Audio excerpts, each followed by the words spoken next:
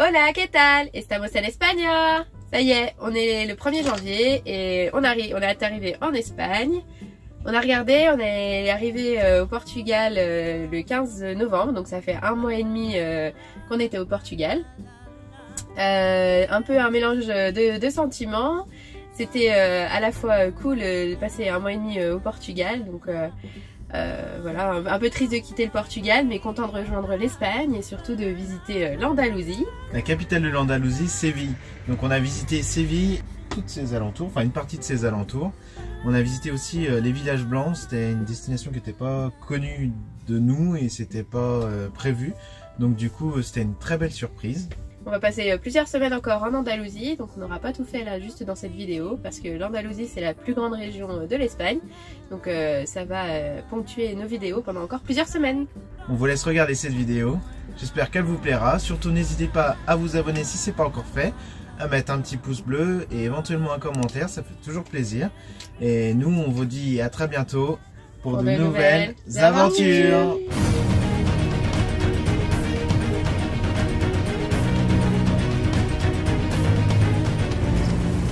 Ce matin, on se retrouve dans la capitale de l'Andalousie, donc Séville. C'est une destination depuis longtemps qu'on envisageait de faire. Donc nous voilà enfin ici, au mois de janvier.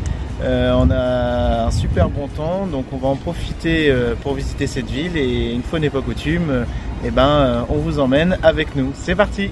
C'est parti.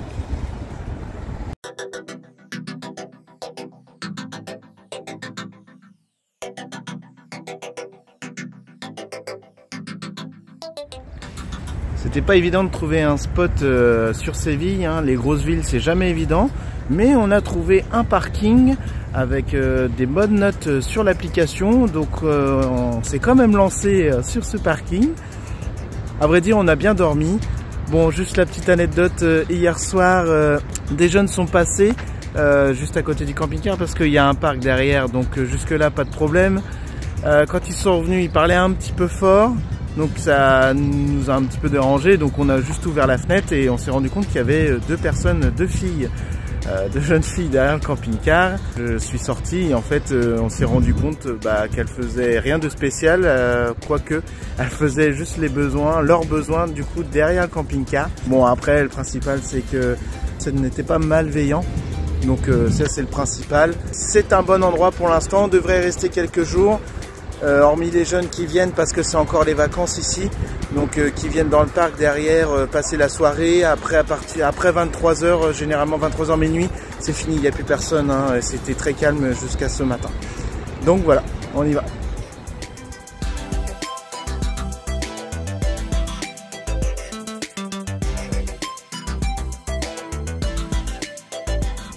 Du coup on a pris un bus pour aller directement dans le centre parce qu'on était à 2,5 km du camping-car au centre. On ne savait pas qu'il fallait mettre des masques, apparemment il faut mettre des masques dans les transports en commun ici. Donc, ça fait un moment qu'on n'avait pas mis ça, donc voilà, c'est comme ça, c'est la règle. Donc ça sera plus simple de prendre le bus et en plus il n'y a personne, il y a de la place, donc c'est impeccable. Donc nous voilà sortis du bus, on a payé 5,60 € pour tous les 4. Donc ça évite de faire 2,5 km et ça nous économise surtout nous, sur nos pas, enfin surtout les enfants du moins, donc sur leurs pas pour visiter cette ville.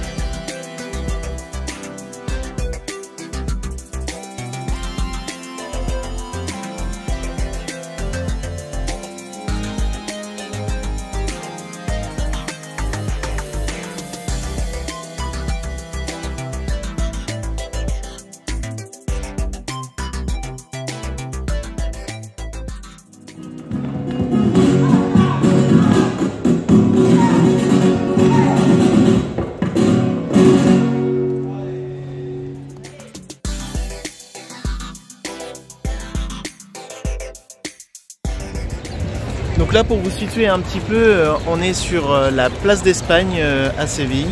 Donc c'est une des plus belles places de l'Espagne, voire peut-être du monde aussi. C'est super beau, hein. C'est vraiment bien détaillé, tout est super bien détaillé.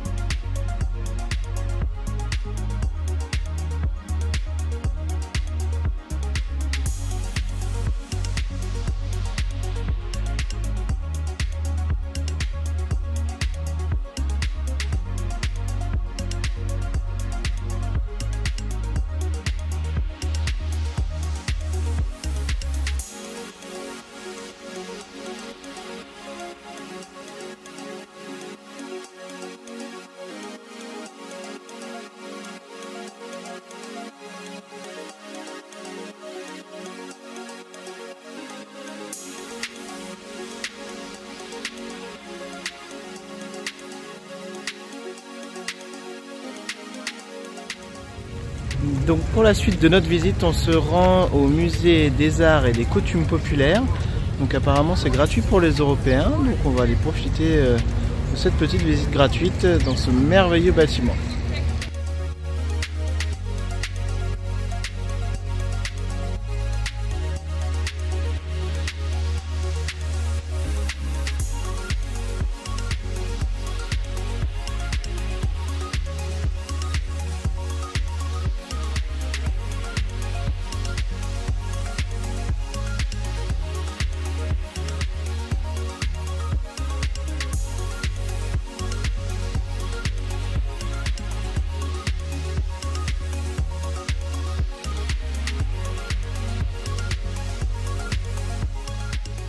Eh ben, Ayon, c'était pas trop tôt. Ayon.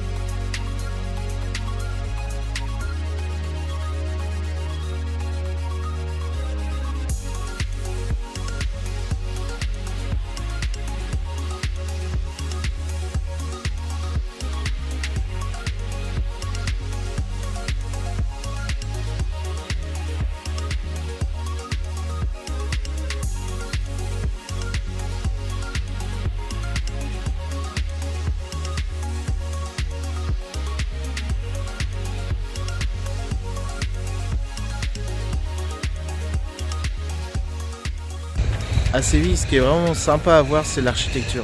Vraiment une très belle architecture. Là, ça reste l'université de Séville et ils ont un bâtiment magnifique.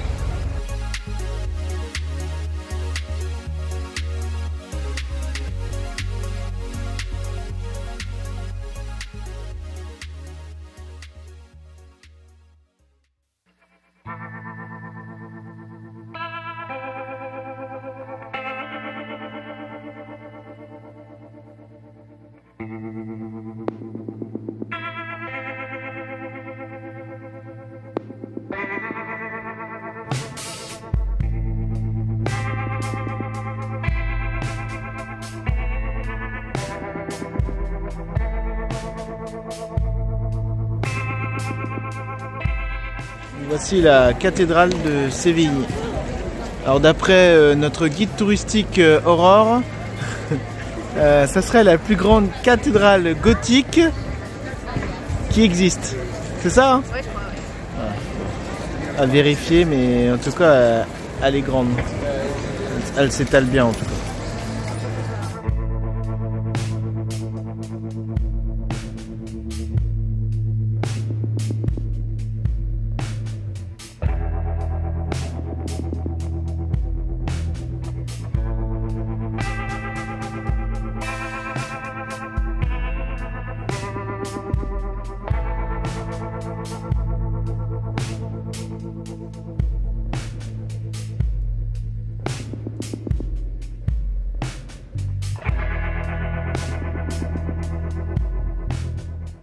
Bon bah du coup c'est une architecture, ils appellent ça le parasol géant. Donc j'imagine que l'été ça doit être bien pratique ici parce qu'il doit faire bien chaud.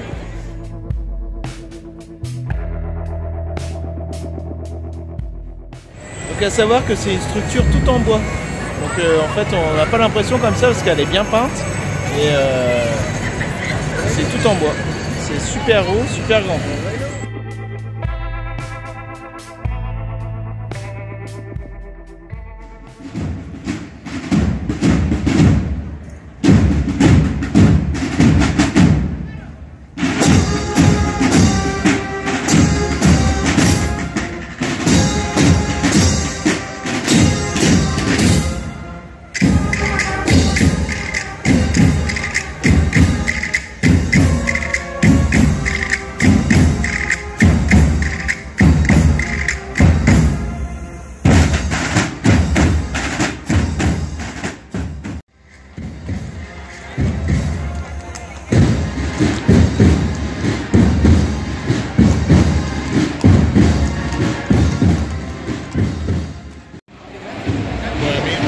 Là c'est le bazar.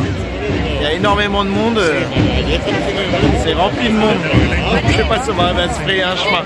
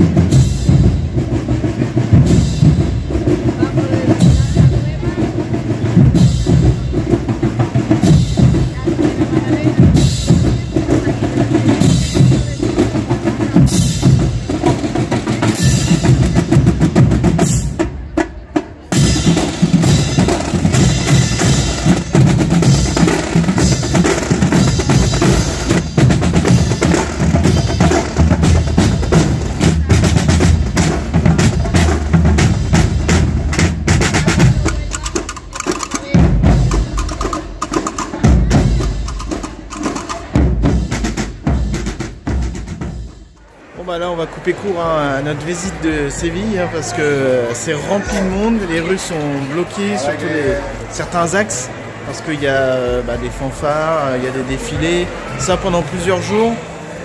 Normalement peut-être que les prochains jours on devrait se mettre à un endroit pour pouvoir profiter de ça.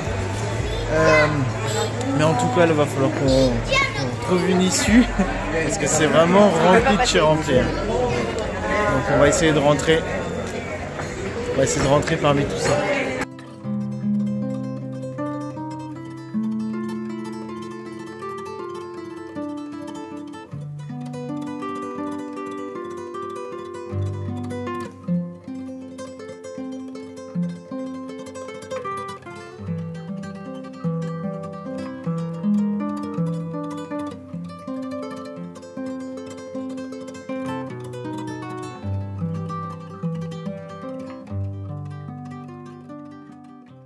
Maman, comment on fête Noël en Espagne? Est-ce que pendant les fêtes en Espagne? Et pourquoi il y a des rois mages?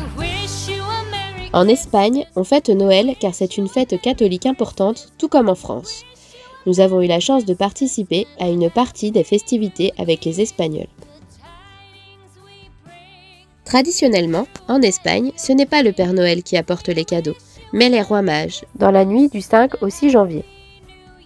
Dans certaines familles, les enfants reçoivent des petits cadeaux le jour de Noël, le 25 décembre, mais beaucoup doivent attendre l'arrivée des rois mages 12 jours plus tard pour avoir tous les cadeaux commandés. À Palma del Condado, nous avons assisté à la venue d'El Heraldo. El Heraldo, c'est le messager des rois mages qui annonce l'arrivée des rois mages aux petits-enfants de la ville. Il est chargé de recueillir les lettres de commande des enfants.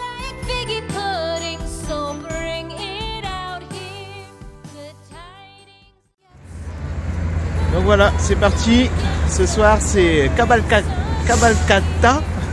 C'est l'arrivée des rois mages à Séville. Donc il y a un défilé avec les rois mages, des chars, plein de danses, de fanfares. Donc on va aller voir ça. On s'y prend à l'avance. C'est parti. Bon, ça commence à se remplir doucement. Il y a pas mal de monde. On est dans un virage, donc normalement ça devrait aller. Enfin, j'espère. À moins qu'on se fasse virer d'ici là. Et il reste encore 45 minutes d'attente avant que ça passe. On verra bien.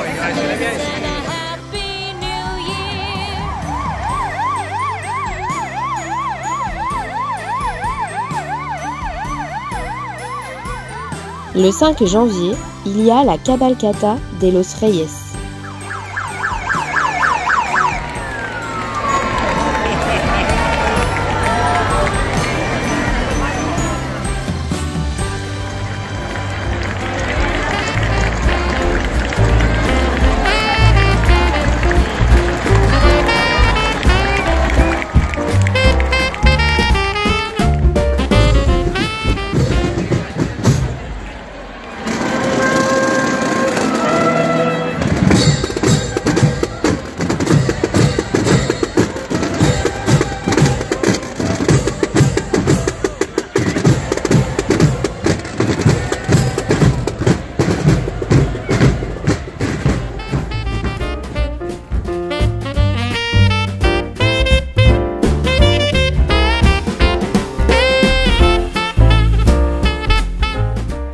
La Cabalcata, c'est un défilé de chars où les rois mages défilent dans les rues et lancent aux petits-enfants présents beaucoup de bonbons et petits cadeaux.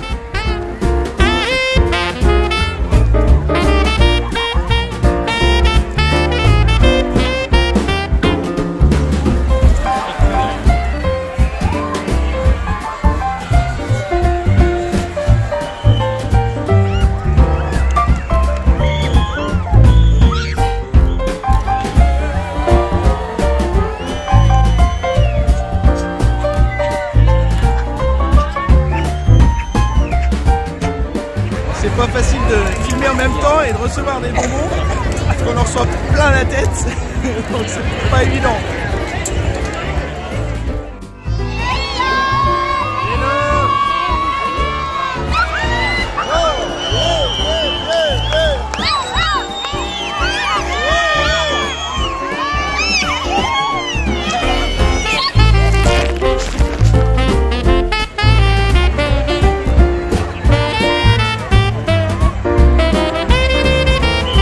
Après le défilé appelé Cabalcata, les enfants rentrent chez eux et déposent à leur fenêtre ou au pied du sapin de l'eau et de la nourriture pour les rois mages et leurs dromadaires.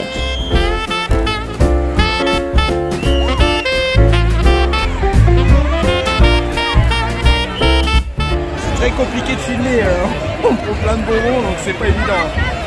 C'est très compliqué.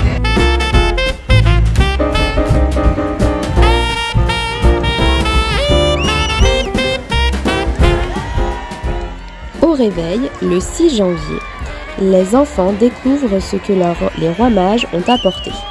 Pour les enfants sages, il s'agira de cadeaux et de friandises, mais pour les enfants pas sages, ils pourront découvrir des charbons de bois.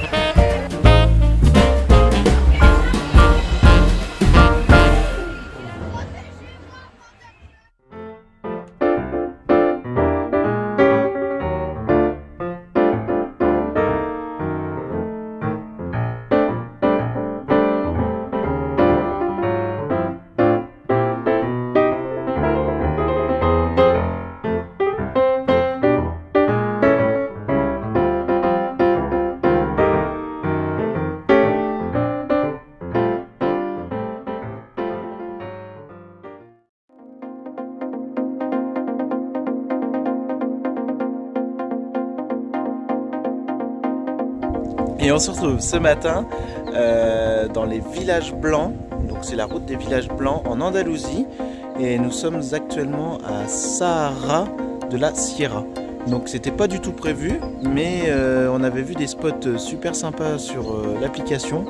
Et on s'est dit, bon bah pourquoi pas y aller, et on s'attendait pas à un paysage comme ça. Je vais vous montrer ça tout de suite. Surtout en Andalousie, on n'attendait pas du tout ça. Donc c'est génial.